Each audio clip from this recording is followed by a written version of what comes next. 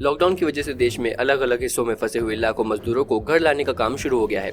केंद्रीय गृह मंत्रालय की इजाजत मिलने के बाद अलग अलग सरकारें अपने राज्य के मजदूरों को वापस लाने में जुटी हैं। तेलंगाना के लिंगमपेली में फंसे मजदूरों को लाने के लिए एक स्पेशल ट्रेन की व्यवस्था कराई गई है, जो कि आज रात झारखंड पहुंचेगी। बता दें कि कई राज्य सरकारों की ओर से केंद्र से अपील की गई है कि मजदूरों को वापस लाने के लिए स्पेशल ट्रेन की व्यवस्था की जाए। इसके बीच तेलंगाना से झारखंड के लिए चली ट्रेन में मजदूरों को लाया जा रहा है। शुक्रवार सुबह 5 बजे तेलंगाना के लिंगमपेली से ये ट्रेन चली, जो आज रात को 11 बजे झारखंड के हथिया पहुंचेगी। इस ट्रेन में कुल 24 कोच हैं। ऐसे में उम्मीद लगाई जा रही है कि बड़ी संख्या में मजदूर वापस पहुंचेंगे। कोरोना से निपटने के लिए हरियाणा सरकार ने एक और कदम उठाया है। फरीदाबाद के बाद अब गुरुग्राम बॉर्डर को सील करने का फैसला लिया गया है। आज यानी शुक्रवार सुबह 10 बजे से दिल्ली गुरुग्राम बॉर्डर सील कर दिया जाएगा। सिर्फ उन लोगों को आने जाने की इजाजत होगी जिनके पास गृह मंत्रालय की ओर से जारी किया गया पास होगा। गुरुग्राम के जिलाधिकारी और उपायुक्त अमित खत्री की ओर से जारी आदेश में ये कहा गया है कि कोरोना वायरस के प्रसार को रोकने के लिए जनहित में ऐसे उपाय किए जाने अनिवार्य हैं। इससे बॉर्डर के आर पार लोगों का आना जाना कम होगा। इसके लिए जरूरी है कि जो जहां काम करता है वह वहीं रहे। गुरुग्राम प्रशासन की ओर से जारी आदेशों में यह भी कहा गया है कि गृह मंत्रालय के आदेश अनुसार दी गई छूट के तहत पहले से जिन्हें अनुमति दी गई है वे सीमा पार आ जा सकेंगे। इसके अलावा बहुत ही जरूरी होने पर सीमा पार आने जाने के लिए जिलाधिकारी कार्यालय से अनुमति लेनी होगी, जो आवश्यकता की प्रकृति के आधार पर दी जाएगी।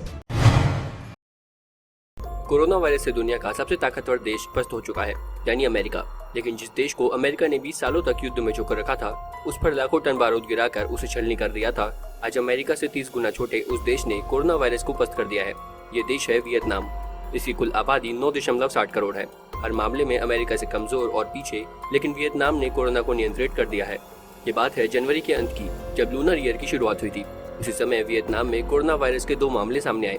तत्काल वियतनाम की सरकार ने दवा बनाने वाली कंपनियों से संपर्क साधा। वियतनाम में मेडिकल इक्विपमेंट बनाने वाली कंपनी वियतकॉप ने कहा कि हमें सरकार ने कहा जल्द से जल्द जांच किट चाहिए। हमने तेजी से काम करना शुरू किया। हमारी फैक्ट्रियां दिन रात काम करती रही। वियतनाम की सीमा चीन से सटी हुई है। चीन काफी रईस है वियतनाम की तुलना में, लेकिन वियतनाम में जनवरी से लेकर अब तक 270 मामले सामने आए हैं, लेकिन किसी भी वियतनामी शख्स की मौत नहीं हुई। वियतनाम ने बहुत तेजी से पूरे देश में जांच करना शुरू किया। इसके बाद जहां से भी कोरोना के मामले सामने आए, उस जगह को पूरी तरह से क्वारंटाइन किया गया, साथ ही टोटल लॉकडाउन कर दिया गया।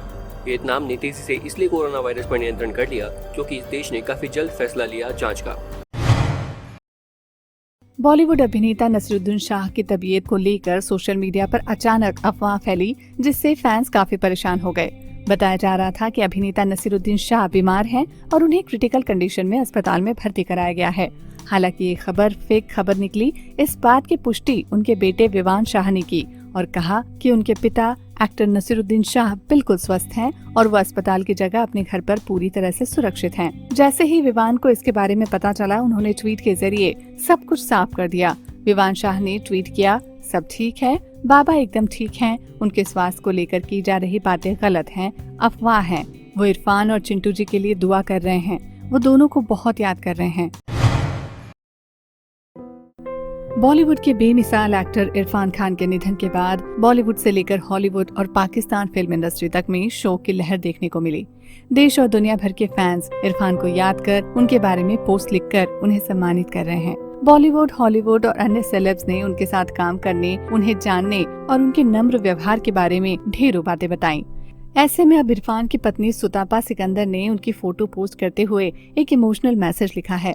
सुतापा ने कहा कि कैसे उन्होंने कुछ भी खोया नहीं है। इरफान खान संग फोटो पोस्ट करते हुए उन्होंने लिखा, मैंने कुछ खोया नहीं बल्कि हर तरह से पाया है।